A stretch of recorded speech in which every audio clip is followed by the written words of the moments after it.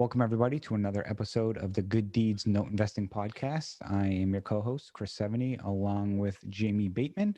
And today we have an exciting guest. We have Matthew Sullivan from QuantmRE. And Matthew is the CEO and founder. And this company is similar to note investing in the sense of trying to help homeowners, but he does it in a very different and unique way that we're going to talk about today. So Matthew, how are you today? Very well. And Chris, Jamie, thank you very much for inviting me on your show.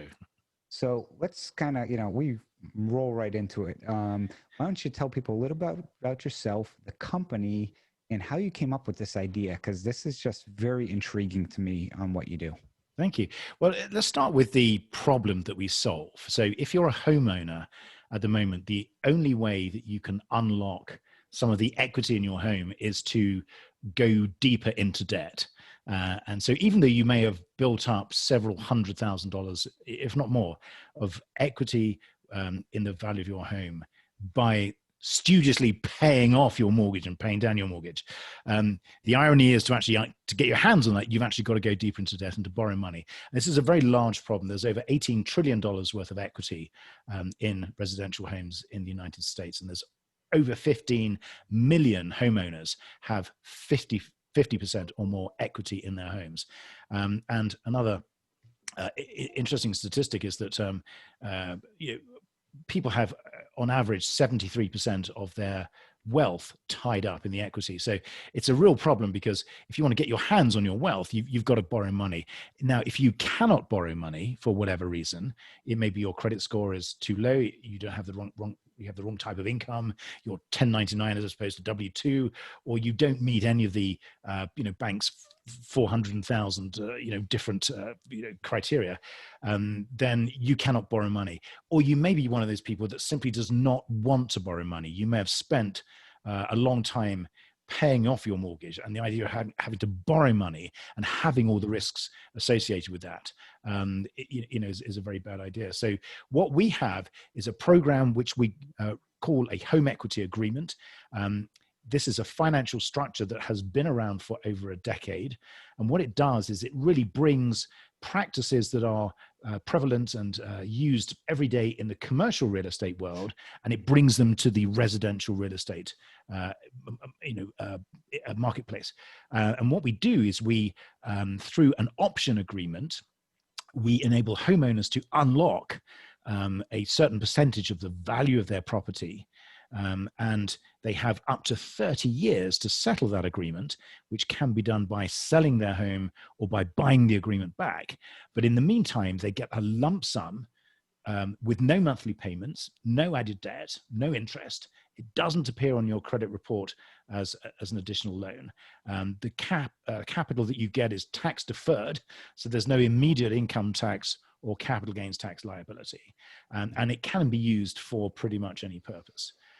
So I know you asked me three completely different questions there, but I thought I would leap in and.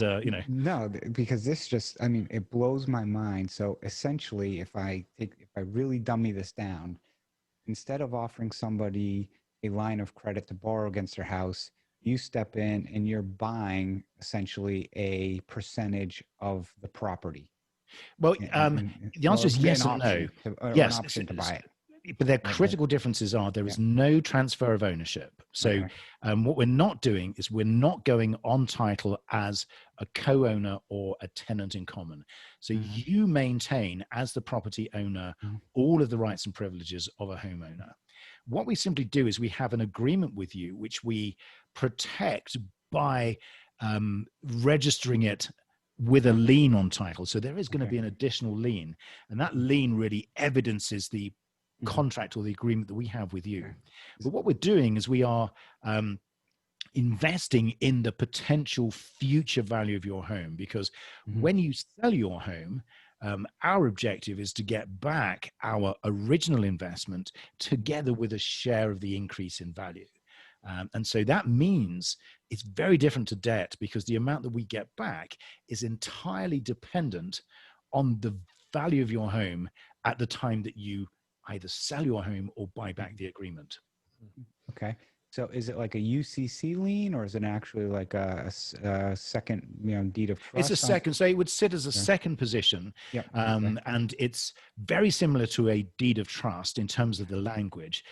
It's not a deed of trust in the true sense Interesting. because it's not a Not loan, paying. Yep. but it's referred to as a performance deed of trust, or it uses very, very similar language. And what it simply does is ensure that when the house is sold and when it goes through the escrow process, we're there as a lien holder, so that Yep. protects our payment. So walk me through. Let's say I'm a homeowner that I have my house is worth $500,000 right now. My first mortgage is 200,000. But yeah, I mean, do you approach these people? Do they find you? Because I know there's ways you can find online people if they have equity and stuff. And I came to you and I said, Matthew, I want 100,000. I've got the equity in my house. How does this deal work? Well, it's funny. The numbers you pick are ideal numbers because there are minimums and maximums in terms of the amount that we can invest. Mm-hmm. So the two critical numbers really, and we work in 16 plus states, either directly with our own capital sources or in partnership with other companies. And the rule of thumb is that the most that we will invest is 20% of the current value of your home. So if we look at your home value as $500,000, 20% of that is $100,000. Mm-hmm. Now, if we add that investment to your existing mortgage, it must be no less than 70%. Now, those are average figures. In some states, we can go more than that. So we can go up to 80-something% in California, for example. Yep. We can increase the amount that we invest to 37.5% in California. But across the board, 20% is the average for the 30-year agreements. So just to throw a little bit of extra sauce in there, there are different durations. So there are 10-year agreements and 30-year agreements at the moment, and each of those has their own different dynamics in terms of minimums and maximums. But 20% is a good overall figure. So in your case, the maximum that we would be able to go to would be 70% of the current value of your home. So that's $350,000. So if we take away your $200,000 mortgage, that means there should be $150,000 left. But we then have to apply our 20% cap. So we're going to reduce that down. So the most we would invest would be $100,000.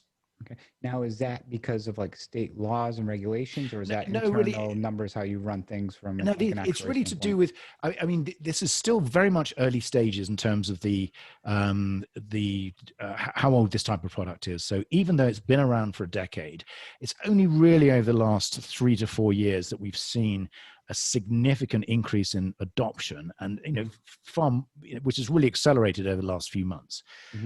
So a lot of what happens in these agreements is a combination of trying to forecast what the likely homeowner behaviors will be, together with insight from the investors in terms of how much risk are they willing to take. Now, what we are seeing though is that there are new entrants coming into the marketplace that are beginning to see data and patterns emerging from previous transactions, which is informing them, that enables them to take slightly more risk. So that's why we're seeing new products where more investment will be made and higher LTVs. So it's not to do with state law or regulations. It's really to do with a combination of investor appetite and also the duration of the agreements. If you're partnering with someone for 30 years, you want to really have, you want to sort of do it step by step, really. So, we tend to be able to unlock more with these shorter duration agreements. I have a question. Sorry, Chris. So you mentioned you're in about 16 states, either on your own or partnering with other companies. Just curious if that's how that is determined, and if you see yourself, your company expanding throughout all 50 states, or just as a quick aside, I mean, as far as note investing goes, we often pick states largely based on regulations and licensing and that kind of thing. I imagine in your case, it's more to do with market conditions and Yes, where you see the property values going. Precisely that, because we don't have the same level of disclosure or regulatory burden in terms of note investing, because it's not a debt product. And the good thing is it's not a debt product dressed up as something else. It is clearly, and it is a completely different animal. So because of that, our underwriting is really driven primarily by the likely performance of the underlying asset. So what that means is that we don't see that we will get the same price appreciation or price performance in certain states. So, we and our investors will focus on, the sort of states that I think everybody will understands are likely to deliver a greater return in terms of asset price appreciation. So we probably will not ever go into, certain states that don't have that type of appreciation. So I would just want to throw some out there. I'm guessing California, New York, Massachusetts, certain areas of maybe Maryland, Virginia, Florida. Precisely. Yeah. Let's see. Washington, Oregon, the coasts. Texas. Yeah, it's really that sort of strip around the, around the edge, as it were. And there are some states that we can't work with because, like Texas, for example, because of the homestead regulations, make it very challenging to protect the investor's interest through the lien. So there are some things, but to answer the other part of your question, Jamie, yes, our objective is to expand into as many areas in as many states as possible.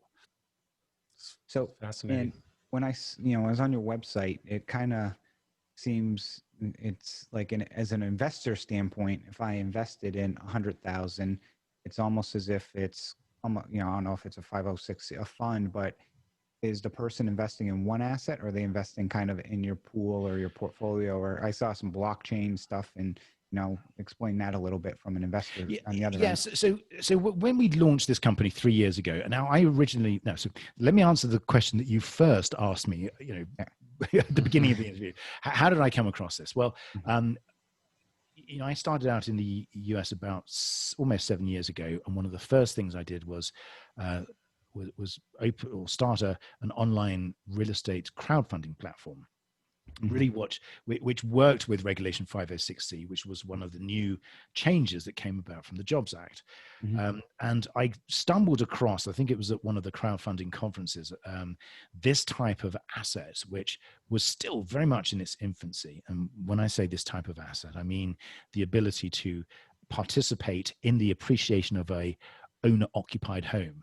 So, effectively the ability to invest in homes that are not for sale. So really intriguing. Issue is, how do you get investment for this? Because people want cash pay, they want liquidity. So you're offering a 30-year agreement or a 10-year agreement with no cash pay, and to traditional real estate investors, that's something that doesn't check all the boxes. So it's only relatively recently that the asset class itself has become sufficiently understood for people to say, well, actually, this is great because we get a long-term sort of, structurally leveraged return on the underlying house price. So now I've completely forgotten your question. So it was going to, you mentioned like it was crowdfunding. Oh, blockchain. Yeah. So when we started, so that, thank you. Yes. I mean, obviously I haven't had nowhere near enough coffee today. But so to try and solve those two big problems, no cash pay, no liquidity, we set about building the beginnings of a marketplace where the long-term vision is for investors to be able to fund these home equity agreements on a peer-to-peer basis. So in other words, at the moment, everything is done through funds and from institutions, but the longer term objective, and over the next 1 to 2 years, is to create a platform where homeowners can provide information about their home. There's an underwriting process that happens behind the scenes, and then investors will be able to buy into fractions of that home equity agreement in the same way that people can buy fractions of a note today. So in other words, the note is a single note, and you're then selling fractions or parts of the economic interest in that note. And again, in the same way that notes are generally illiquid, There are early stage markets that trade in notes. What we wanted to do was to mimic that and create a marketplace where people could buy and sell the fractional interest that they had, not in a note, but in a home equity agreement. So there are all sorts of parallels with other real estate instruments.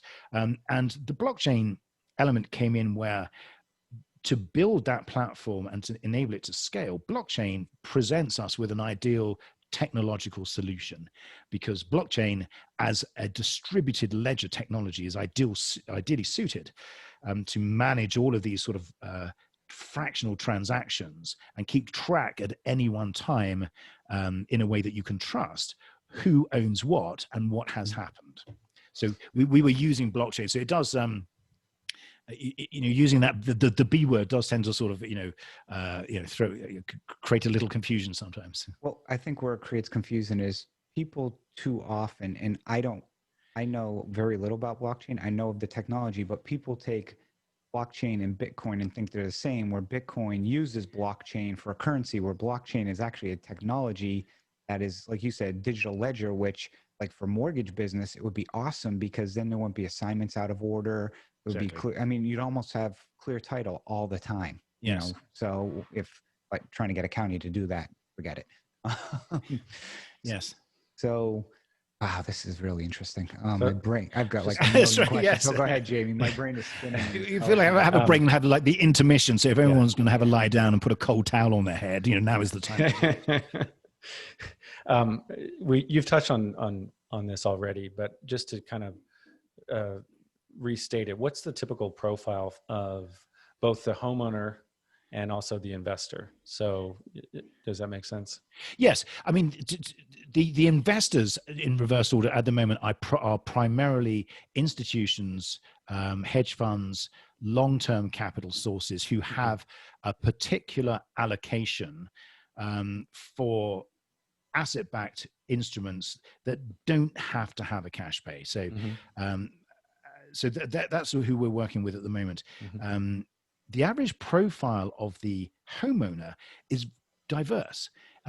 We have really three sort of buckets or types of homeowners. We have people who don't want to borrow money. We have people that can't borrow money, and we have people that simply want to diversify out of the equity in their home. So if you own your home outright, for example, then it's only really going up in value at the same rate as house price inflation or the house price index. You might get a little bit of a bump if you're in a better area.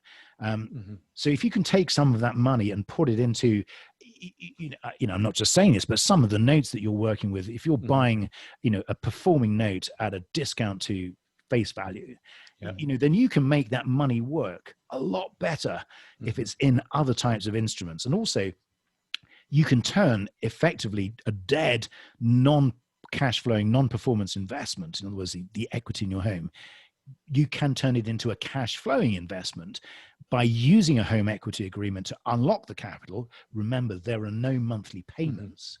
So it's effectively a cash transaction. So to use that money to then invest in other instruments that provide your cash flow. So that's one group.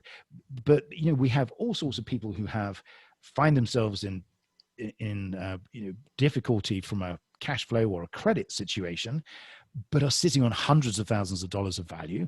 We're working with someone at the moment who has a credit score of just over 460, which I think is quite low.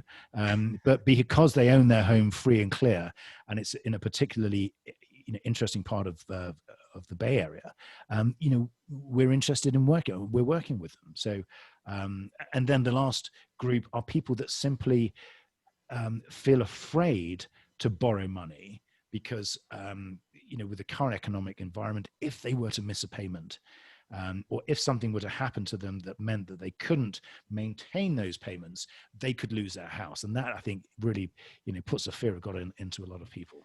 Where I also just, again, I've got 1,000 questions. We could be here till Sunday. The other area where I can see it helping is people who, instead of filing bankruptcy, because they have the equity in their house, but maybe they have, a job loss or something, or a reduced income for a period of time. A lot of times they may have to, they're afraid of getting behind, they have to file bankruptcy to restructure stuff. this is another option that I think could keep, people out there. And your comment about 460 credit score, yes, that's low, but for us note investors, that's actually, but the thing is, up when we see that, But the big issue is that person's credit score was not always 460. It might have been 700 at one point, but through a sequence of events, and it's not just bankruptcy. We can take people out of foreclosure. So the irony is, someone goes into foreclosure because they haven't paid their mortgage. If we can unlock the equity, pay down or pay off the outstanding amount, get the guys current, then everything's back on track. And because it's not debt, it doesn't appear on your credit score as an additional loan. So it is purely something that can be used to repair. But and again, we work with attorneys that use this type of instrument as a way of settling a divorce payment, so that the mother can stay at home with the children, doesn't have to move out, and they can effectively buy out the other party, without having to take on more debt. Quick question: does this cause any potential issues for the mortgage company or the? No, again, we haven't come across any issues there because there's no debt. It doesn't. There's no change of ownership, so you're not triggering any of the acceleration clauses. And also, what you're doing is you're actually putting the homeowner in a stronger position because you're giving them more cash.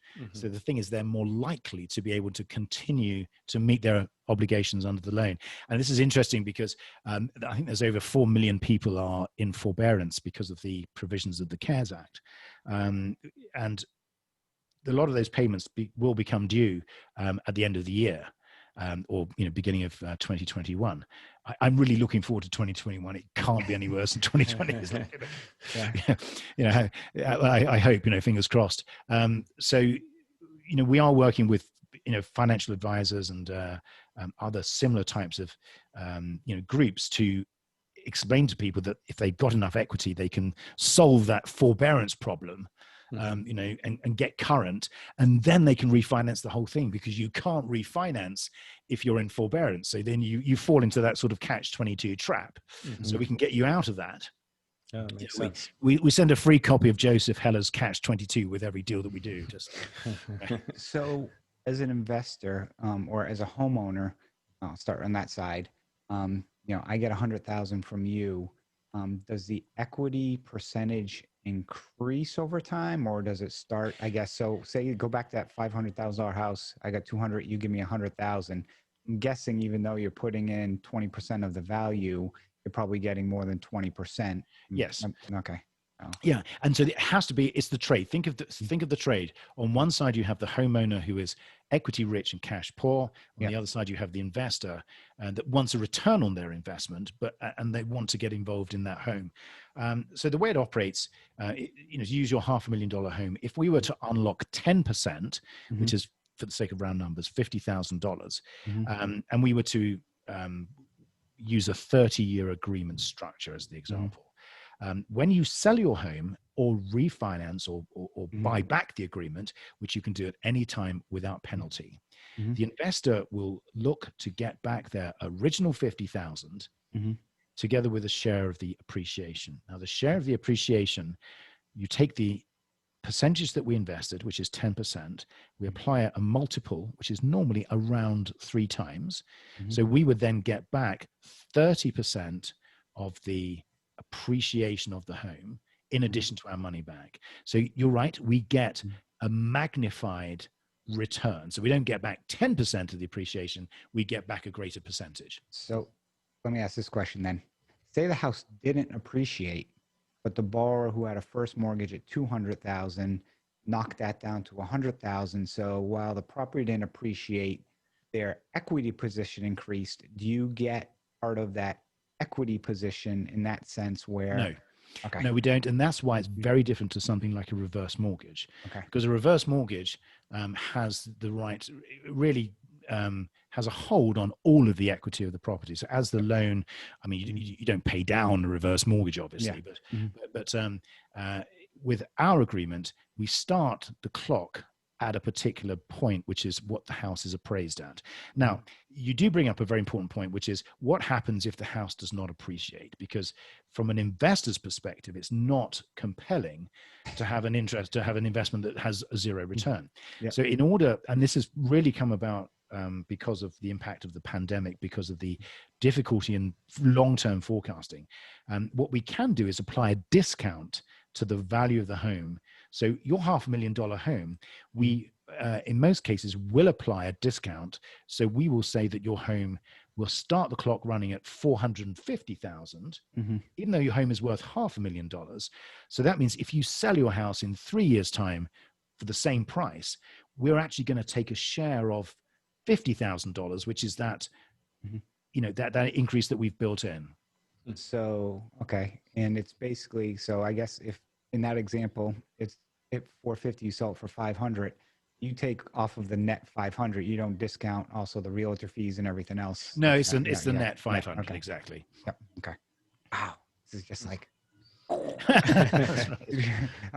got like a million things just running through my head right now. Because again, we're on the, as you know, on the lending side, and, we try and help homeowners with modifications and so forth and so on. And typically a lot of loans we do see, wouldn't qualify, in this type of program, because a lot of them, they just don't build that equity because they're in certain areas of the Midwest and so forth. But sure, it's just so interesting to see. Like, I'm thinking right now, I had a borrower, in a property where it's a really high appreciating area. He couldn't afford the property. He had probably, it was a $300,000 house that, call it 150,000 on it. But, eventually, he just decided to sell it, even though they wanted to keep it. And this would have been something like, man, maybe he could have, made something work. But yeah, it's interesting. And again, we have all sorts of situations like that where people have tried everything because they do want to stay in their homes for all sorts of reasons. And, as you know, with note investing, every note has a story. Every note is different. The situation of why you're in a position where you're able to purchase that note, all of the backgrounds are really interesting to find out how people got into that position. But the irony is, in that situation, someone's sitting on $150,000 worth of value, but they can't do anything with it. So just if we were to unlock, $50,000 of that would make such a difference, because it would enable them to potentially get current with their loan, recover and repair their credit score, which then would enable them to refinance at a much lower rate, and then lo and behold, they're back in the game. So, out of curiosity, there's not a lot of companies that do this. How common is it? Like, how many deals like this do you do a month? Out of curiosity, there's 6 companies in this space. Okay. At the beginning of this year, pre-COVID, how many times have we heard that? We were anticipating that the industry as a whole would write about $1 billion of home equity agreements in 2020. So I would estimate that probably that figure is a lot lower this year, but next year there's no. Excuse me. I can only imagine once these moratoriums get lifted, how busy you're going to be. Well, I mean, we are busy now. So a lot of the investors went offline for a number of months, came back on. So went offline around March, came back on around August, and we've been extraordinarily busy for a number of reasons, which are all obvious. And I think it's a combination that the biggest challenge that we have is education. It is, and one of the questions you asked earlier is how do we market this? And we do have a direct to consumer program where we're out, Google and Facebook and all of the usual suspects. But we also work with channel partners. So we work with financial advisors, we work with investment groups, we work with real estate groups, we work with attorneys, CPAs, and funnily enough, we work with solar panel companies, because people that want solar panels on their home, but can't borrow the money, but have tons of equity, then why not use that equity, buy the solar panels, then you save $400 or $500 a month on your energy bill. So you're turning your equity into monthly cash flow. So, so if you want, if you want to, one's head to explode, if you start looking at those types of models, because the thing with solar is that the amount that the finance company charges is actually quite high. A lot of that is actually folded in to the agreements in terms of initial fees. So we have none of that. Amy, do you have a question? Because I was going to roll into another one, but go ahead. I do. You can go. You can go first. You've been doing this for how long, Matthew? Well, Quantum's been around for 3 years. Okay. The guys we have on the team, though, have been doing it for quite a bit longer, almost 6 years now. Okay. So if they're 10 and 30-year deals, I guess, has your model been tried and tested where you actually have historical data yet for like set? Yeah, we're beginning to get data. Okay. And the great thing about the data that we have, remember, it's very easy to see what the returns are, because each of the agreements is a direct proxy on the underlying house value. So, everything is directly related. So, and that's why this is actually quite a good investment, because it's very scalable.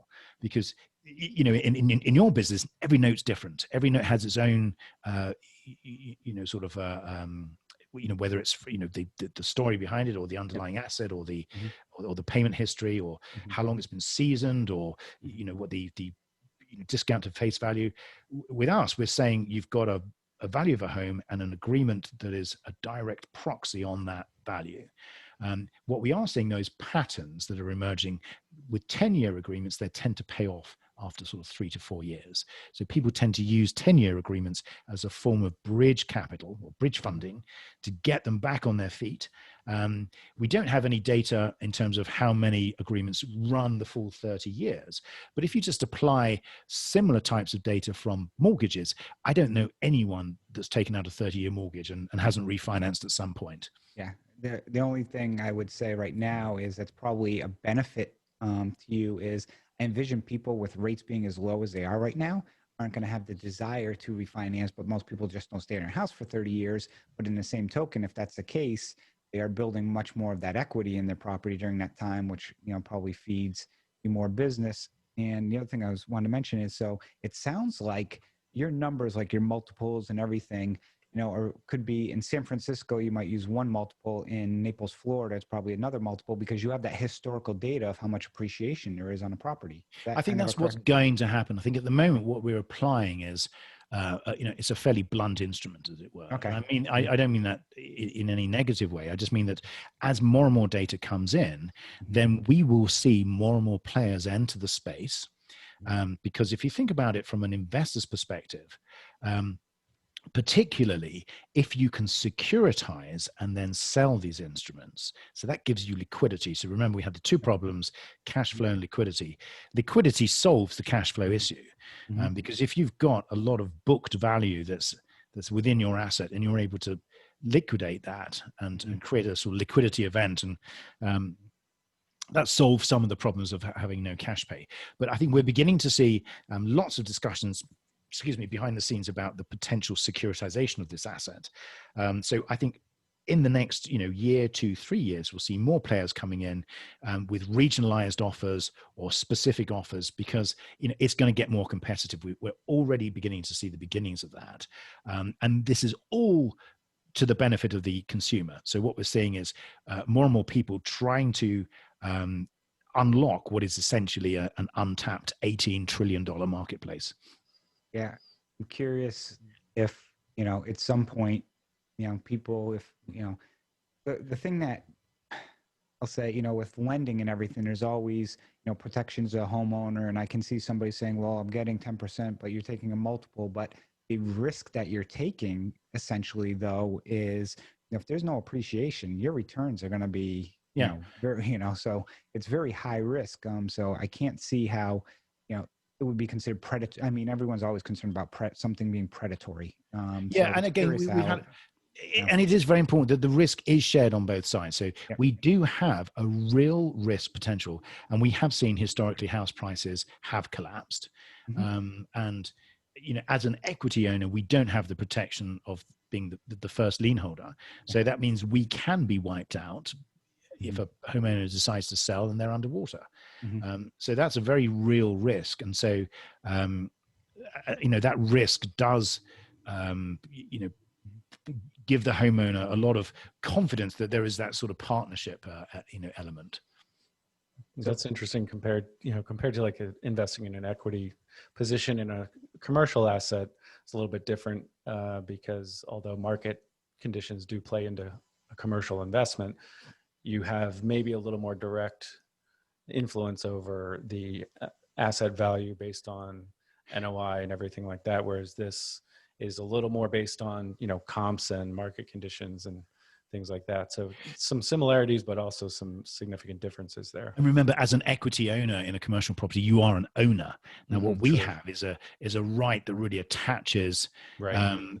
Which is not an ownership right. So sure. again, so the asset that we have really is secondary. It is not as powerful as an ownership position. So but you did say earlier that there were some similar type investments in the commercial space as well. Excuse me. No, what I was saying is that what we're doing is we're using in a commercial transaction. You have multiple layers of funding options. You've got, senior debt, junior debt, mezzanine financing, shared appreciation mortgages, preferred equity. The list goes on in terms of the way that you can create instruments that blend those together. In a residential home, the homeowner has like 3 flavors of debt. You've got a mortgage, a HELOC, or a reverse mortgage. It's either, and that's it. So there's no equity-based structure that's available. So all we're doing really is using sort of methods that have been used in commercial real estate and just really transferring those over to the residential space. Sure. Got it. Is there any reporting requirements of the homeowner? For example, like, do they have to confirm with you that they still have insurance on the property? Do you get inspections and stuff like that? No, there's no, and that's good because that would have a burden on us in terms of a maintenance or a servicing burden. So, and that's what makes this type of investment attractive, because you don't have the same servicing burden that you would on a rental property. The homeowner from the outset must have insurance. They do have an obligation to continue to pay their mortgage, their taxes, and any other obligation that's directly attached to the property. But and again, the contracts do tend to vary slightly in terms of how that is worded, but really the obligation is to continue, and is our responsibility is to we find out by exception, as it were. Yeah, I was just more curious. Again, I'm thinking of the risk profile on this, and you have a borrower who defaults, stops paying the insurance. Usually the first will come in and start taking care of that, but I didn't know if in your agreements there's any type of recourse or default that kicks something in. There is. There is. I mean, that would trigger a default. So in other words, the agreement would go into default. We then have the ability to cure that. So what we want to be able to do as an equity owner is maintain our ownership, or not ownership. We want to maintain our assets. So we can step in. We can pick up mortgage payments. We can pick up tax payments. We effectively add that to the bill at the end. So in other words, if we have to do that, then that's going to eat into the amount of equity. But that helps us, because what we don't want to be is on the back foot, and when the bank comes in and forces a sale. Yeah, because that equity is essentially, anytime the bank has to step in, REO or bank of foreclosure, it is going to be sold at probably not at market rate, which I'm guessing. And again, that affects us. So that's part of the risk that we take. So, that's why we want to leave the homeowner with a good chunk of equity, because you want to avoid the position where they feel they can just hand their keys back. So, in our situation, the homeowner is always going to be left with a pretty decent chunk. Yep. Wow. Go ahead, Jamie. I was curious, Matthew, if you could pivot a little bit. We touched on it, but we didn't go into detail about your own personal background and experience either in real estate or other businesses. I think I read you are affiliated with or own another business or two. So just curious a little bit more about your background and your experience. Yeah, I mean, I'm for the good and the bad, I'm like a lifelong entrepreneur, which really means that I've been unable to hold down a job for 30 years. And so I started off life as a stockbroker in the late 80s, which was perfect timing, just as the world went into this sort of super meltdown. But I sort of, broke the Far East markets, Hong Kong, Singapore, Malaysia, Indonesia, Philippines, Thailand. So, I started out seeing a lot of stuff, a lot of different countries at a fairly early age. And then sort of got involved in a small corporate finance outfit in London, spent a few years working with Richard Branson, funnily enough, which was an absolute joy. And there's a bit of a story behind that. But in the late 90s, we were very closely linked to Richard and his entire corporate finance team.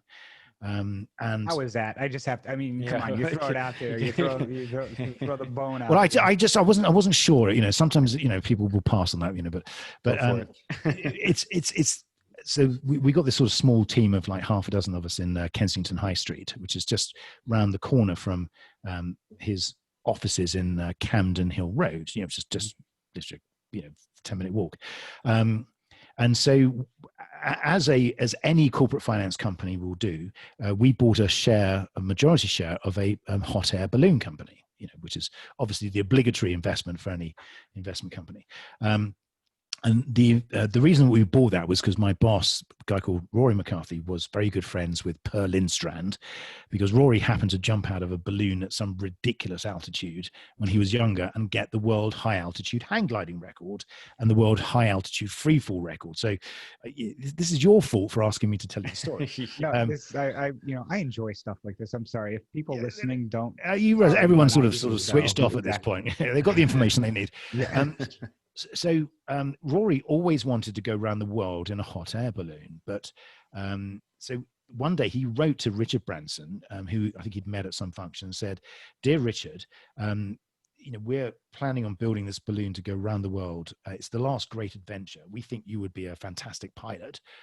What do you think?" And Richard wrote back a few days later and said, "Dear Rory, why not? ? Yours, Richard." And that letter, I think, is framed on Rory's sort of downstairs restroom.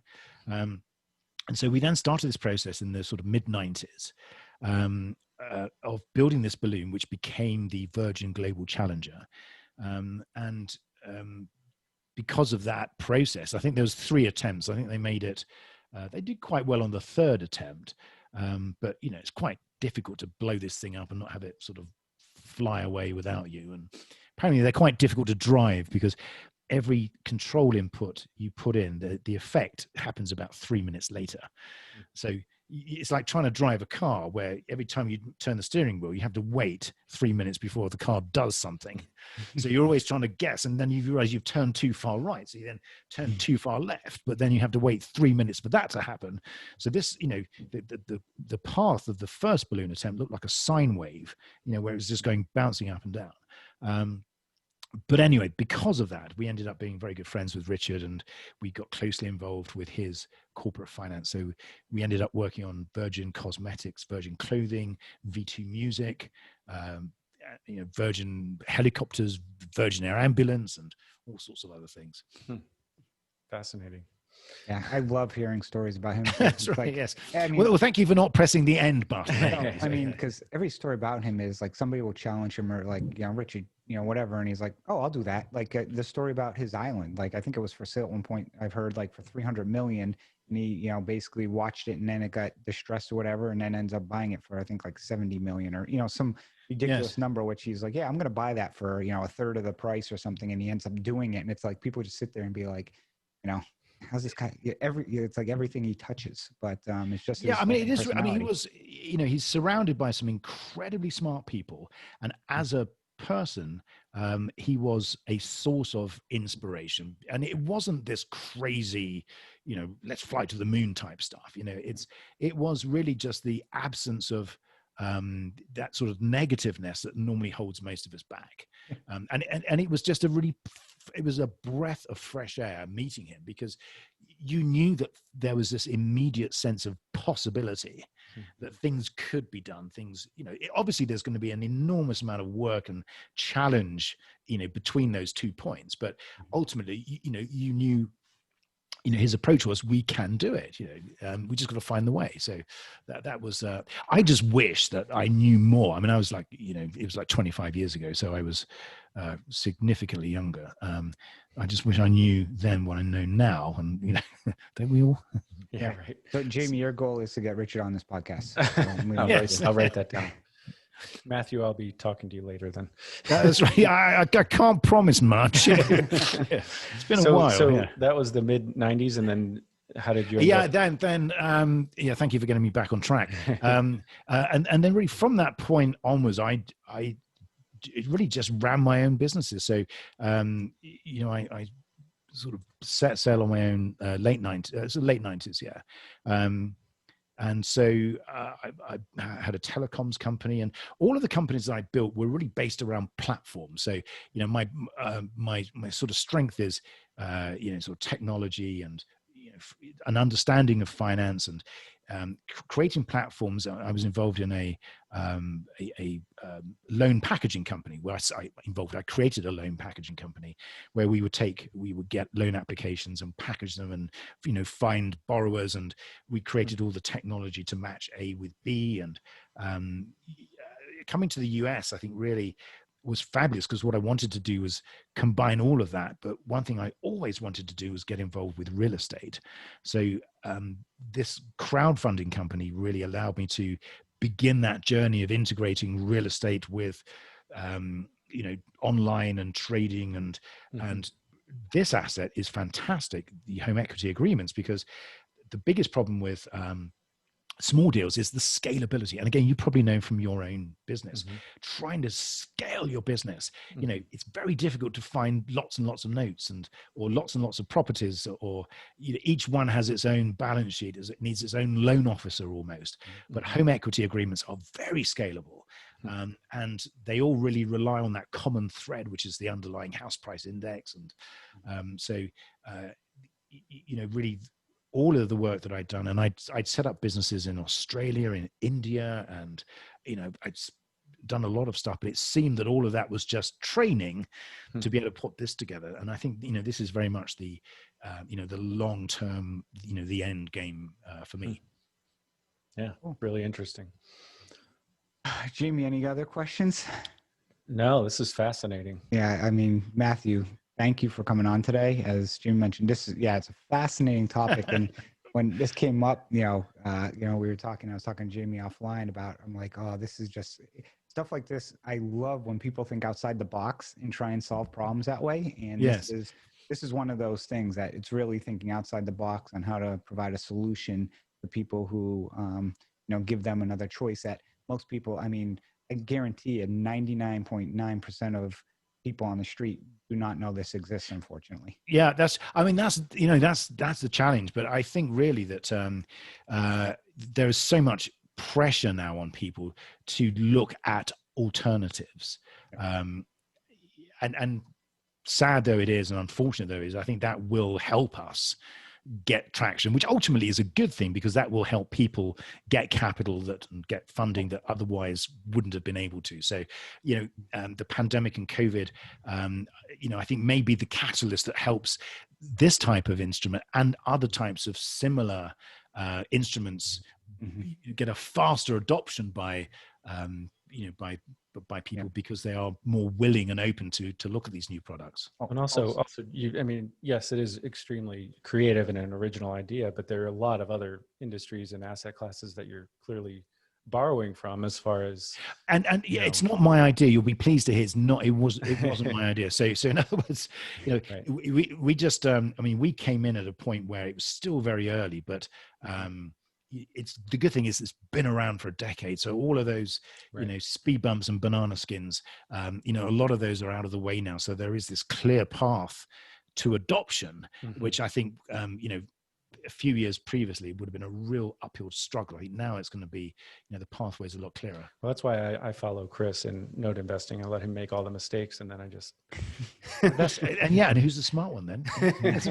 He is. So. Yeah. No, that's interesting. And the other thing I was just going to mention too is just thinking, I know right now people are having such a hard time because banks are so busy with people refinancing like lines of credit, or, basically they're not providing. so people can't tap in. So this is, again, another potential option that's out there for people.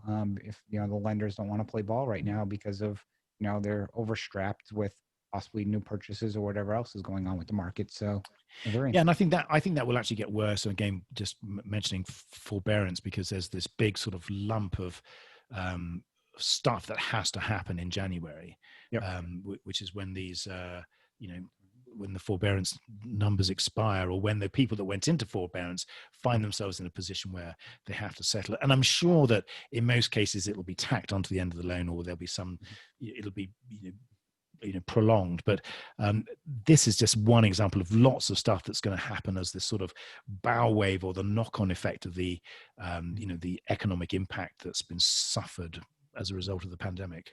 Mm-hmm. Good. Jamie, any other questions? Good to go. This was fun. The last question I was going to ask is just out of curiosity. You mentioned you're able to discount the appraisal by 10%. Or is that something? No, it depends. Yeah. I mean, I'm just curious, is that, how are you allowed to do that? I guess kind of. Well, what we're doing is we're simply saying that we're not discounting the value of the home. We're saying the value of the home is the 500,000. Yep. But what we're saying, for the purpose of this agreement, we are going to start the clock at a discount to that appraised figure. Okay. So the appraisal is always done by a third party. We don't interfere with that. So we know that that's our starting point. But what we do is we use that and we start our agreement at a figure. And 10, it may be 10, it may be 15, it may be 5, it may be 20. Depend on the price of the house. I mean, $1 million house is going to be different than a $400,000 house, I'm guessing. And there's a little bit of, again, there's a bit of underwriting that goes on there as well in terms of the person. But you're right, the property, the other underwriting elements. No, curious. Well, Matthew, thank you so much for coming on. So I do have to ask, because you're probably going to have people want to reach out to you who listen to this and learn more from many different aspects. I guess the last question before I ask you where you can reach out and stuff, can an investor like myself who's accredited, could I invest in your product? Yes, you can. Now, we don't have, we do have a fund that we don't manage. So we have, and it was a conscious decision not to be on both sides of the trade. So we have a very close equity relationship with, or indirect equity relationship with the fund. So there is a lot of distance between the management of the fund. So we can certainly put you and people in touch with the managers of that fund, and that fund invests in home equity agreements. Okay. But we are planning on having something that you can invest directly through our website, sometime early next year. Okay. And for everyone watching, what is that website? And our website is QuantmRE, which is QuantmRE, QuantmRE.com. Everything's on the website. We have a calculator, contact points. We have all of the marketing material, podcasts. We have a free guide that you can download. So if you want to reach out to us, we try and be as responsive as possible, and we'll try and get back to you as quickly as we can. So any questions, info@quantmre.com. And we chose the name, because I know it's a bit of a mouthful now, but the idea was that we can chop up home equity agreements into tiny pieces or tiny quanta. And so, it was the name is a bit of a byproduct of the blockchain explosion. Yep. Yeah, I'm on the website right now, and it looks like, there's a team of 12 of you. Like you said, you can see how much you can access, little calculators on there. It's pretty cool. Thank you. From that perspective. Jamie, anything else before we wrap up this episode? Thanks a lot, Matthew. Thanks for your time. No, it's my pleasure. It's been great being on. I really enjoyed it. Thanks for having me. Yeah, thank you for coming on. And for everyone out there, again, you can check out Matthew's stuff at QuantmRE.com. Matthew, thanks for being on. And as always, everyone, always recommend you go out and do some good deeds. So thank you all.